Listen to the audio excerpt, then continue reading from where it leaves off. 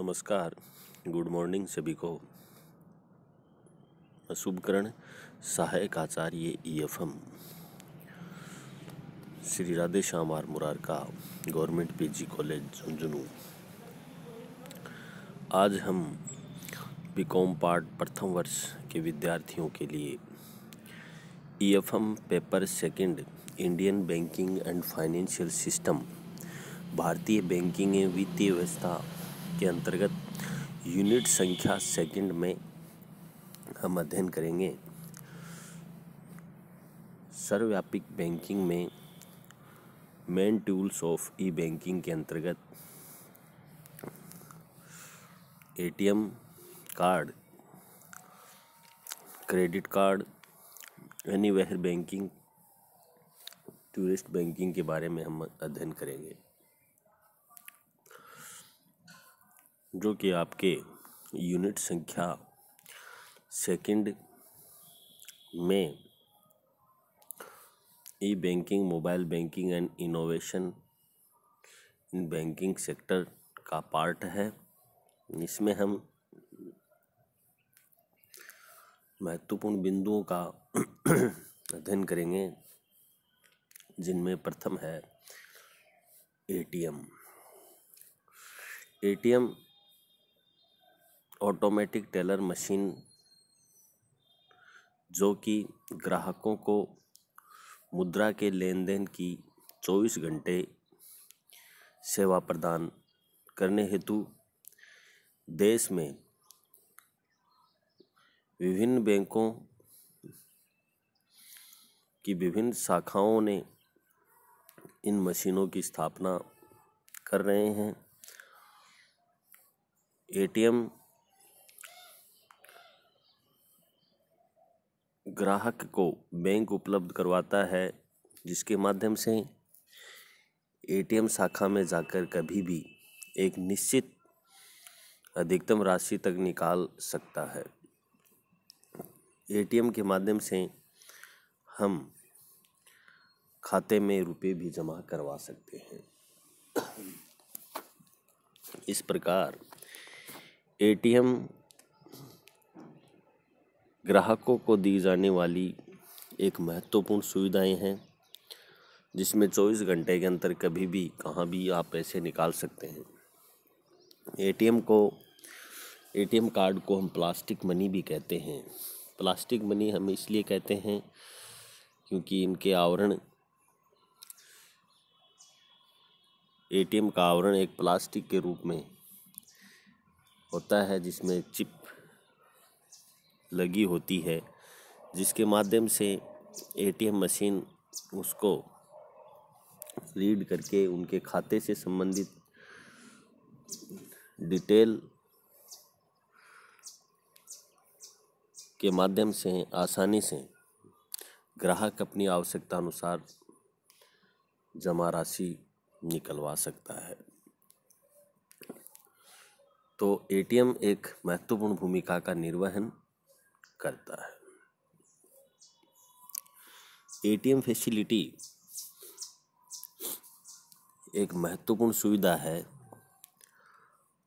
ग्राहक को कभी भी रुपये की आवश्यकता पड़ जाए तो अपनी जमा राशि को आसानी से निकलवा सकता है। किसी भी ब्रांच के ATM से, कोई से भी खाते से नियमानुसार रुपये निकलवा सकता है। ये तो अपनी होगी ATM सुविधा। दूसरे हम बात करें ओल्ड डे बैंकिंग। कुछ बैंकों ने ओल्ड डे बैंकिंग की शुरुआत की है। इसके तहत बैंक शाखा सप्ताहों के 7 दिन रविवार व राजपत्रित अवकाश सहित खुली रहती हैं। इससे ग्राहकों को लेन देन की सुविधा रहती है। ओल्ड डे बैंकिंग सुविधा ग्राहकों को हितों में रख के दी जाती है, जो कि एक वीक के 7 दिनों तक आसानी से बैंक में जाकर के ग्राहक पैसा निकलवा सकता है और लेन देन कर सकता है। तो ओल्ड डे बैंकिंग कहलाती है। तो ओल्ड डे बैंकिंग भी एक बैंकिंग में महत्वपूर्ण भूमिका का निर्वहन करती हैं। अगली हम बात करें एनीवेयर बैंकिंग। एनीवेयर बैंकिंग, कुछ बैंकों ने एनीवेयर बैंकिंग की शुरुआत करके अपने ग्राहकों को ये सुविधा भी दी है कि वे बैंक की किसी भी शाखा से एवं किसी भी स्थान से लेन देन कर सकते हैं, चाहे वो शाखा विदेश की शाखा हो, चाहे वह शाखा भारत में स्थित हो। ये कुछ बैंक ही एनीवेयर बैंकिंग की सुविधाएं उपलब्ध करवाते हैं, जो को ग्राहकों को सुविधा की दृष्टि से बहुत ही उपयोगी है, क्योंकि ग्राहक कस्टमर ज़रूरी नहीं वो भारत में ही रहे, उनका विदेशी में भी भ्रमण रहता है, विदेश में भी, जिसमें वहाँ पर उन्हें मुद्रा की, रुपये की आवश्यकता होती है, क्योंकि भारत की करेंसी या वहाँ की करेंसी अलग होती है। तो उस करेंसी को आसानी से इस बैंक में जाकर के कन्वर्ट करवा सकते हैं।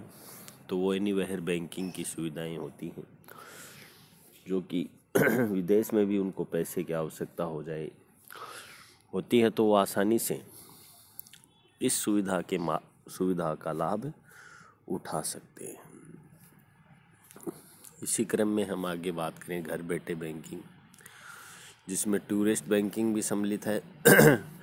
टूरिस्ट बैंकिंग को एनीवेयर बैंकिंग का एक पार्ट माना जाता है, क्योंकि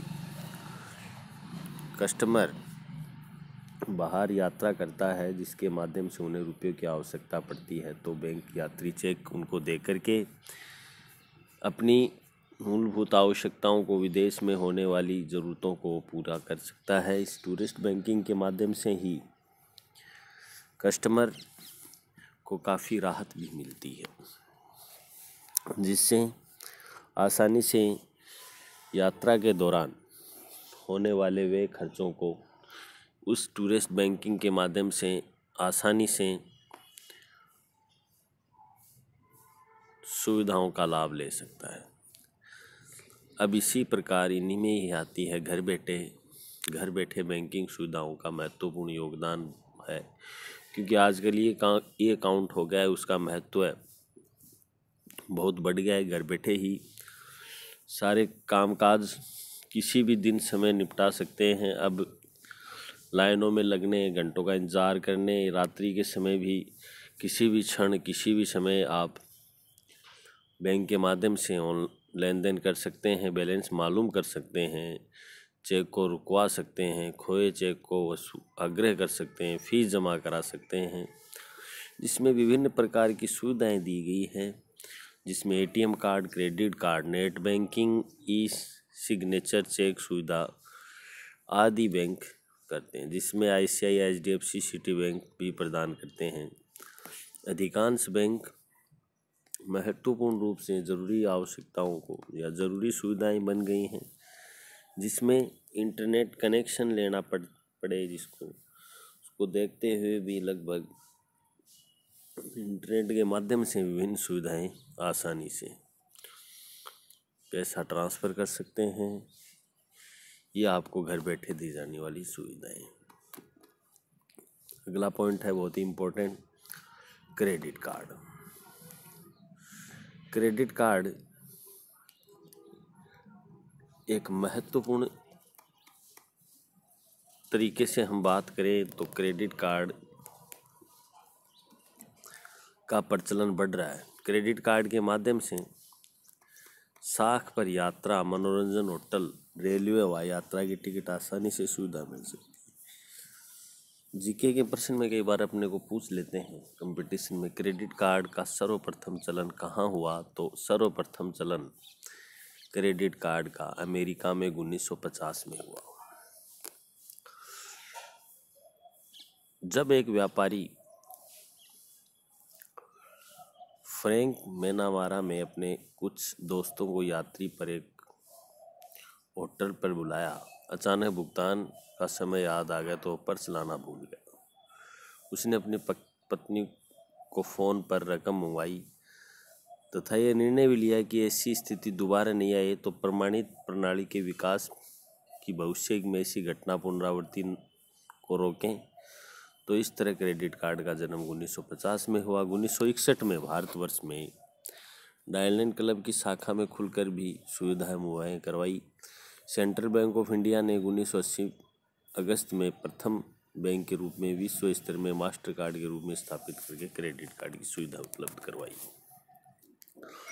तो इस प्रकार वर्तमान में सबसे बड़े और सर्वाधिक लोकप्रिय दो विश्व स्तर के card master card, visa card, जो कि 1966 में विश्व बाजार में प्रविष्ट भी हुए हैं, जो दुनिया के 180 देश उन्हें स्वीकार करते हैं। भारत में सर्वप्रथम Diners Club of India private limited द्वारा क्रेडिट कार्ड दाखिल किए गए थे। कार्ड धारक एक बार निश्चित फीस देकर सदस्य बन जाता है तथा सुविधाओं और रोकड़ राशि का भुगतान 45 दिन में कर पाता है। एक बार हम क्रेडिट कार्ड से किसी प्रकार का लेन देन जब करते हैं तो 45 दिन के अंतर्गत उनका भुगतान हमें करना होता है। ये क्रेडिट कार्ड के रूल्स रेगुलेशन है। विभिन्न बैंकों द्वारा ये कार्ड जारी किए जा चुके हैं। इसके अलावा apex bank, VIP club, international card, discount card भी जारी किए गए हैं। इस प्रकार विभिन्न बैंकों द्वारा वीआईपी, वीपीआई और पी कार्ड, नीला होटल कार्ड, रहेजा कार्ड आदि जारी किए जा रहे हैं। स्टेट बैंक के द्वारा भी विशेष चेक दिए जा रहे हैं जिसमें त्वरित रोकड़ी किया जाता है, जिसे हम इलेक्ट्रॉनिक चेक भी कहते हैं, क्योंकि बैंक उस चेक की रकम राशि की गारंटी रहती है तथा इसे विशेष चेक कहलाते हैं। ये चेक स्टेट बैंक की किसी नज़दीकी शाखाओं से नकदीकरण में करवाया जा सकता है। तो विभिन्न प्रकार के क्रेडिट कार्ड्स, व्यक्तिगत कार्ड में निश्चित राशि में नकद सुविधाएं रहती हैं, जिसमें ऑनलाइन ट्रांसफ़र भी पैसा कर सकते हैं, ऑनलाइन जो भी भुगतान है उनको आसानी से कर सकते हैं। अब इसके लाभ क्या हैं क्रेडिट कार्ड के, बेनिफिट्स ऑफ क्रेडिट कार्ड्स या merits of credit cards. Credit card यात्रा में नकद, यात्री चेक के झंझट में नकद सुविधा रखना बड़ा चिंता से मुक्ति दिलाता है, क्योंकि साख, आलीशान होटलों, शानदार रेस्टोरेंट, हवाई जहाज़ों आदि की सुविधाएं इनमें कर रखी है। हर कार्ड पर बीमा सुविधा भी लागू होती है, जिसमें 1 लाख की साधारण बीमा निःशुल्क मिलती है। तो इस प्रकार विभिन्न प्रकार के लेन देन, जिसमें रेलवे और भी विभिन्न प्रकार की है, विदेशी मुद्रा अर्जित करनी होती है, जिसमें क्रेडिट कार्ड के माध्यम से आसानी से अपन इसको कन्वर्ट करवा सकते हैं।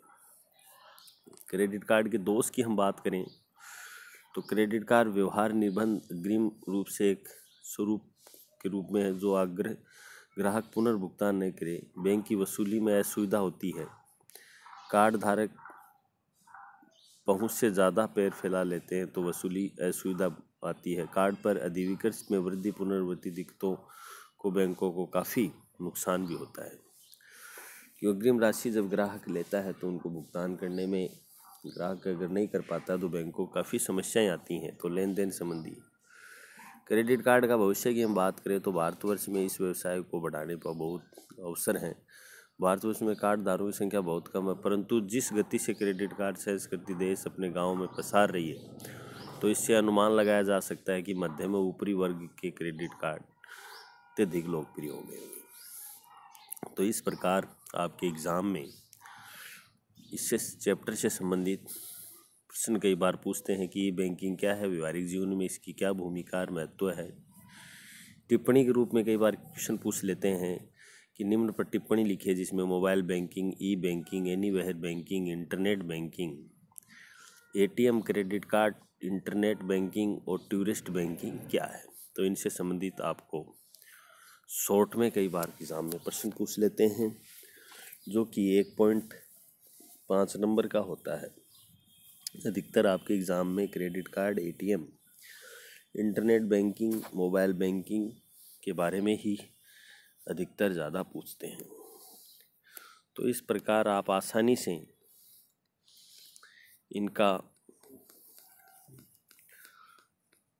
टॉपिक में क्रेडिट का एटीएम और टूरिस्ट बैंकिंग का हमने अध्ययन किया। अगले वीडियो में हम पढ़ेंगे प्रधानमंत्री ग्राम जन धन योजना और बैंक ग्राहक के मध्य कौन कौन से संबंध है। धन्यवाद। Thank you very much.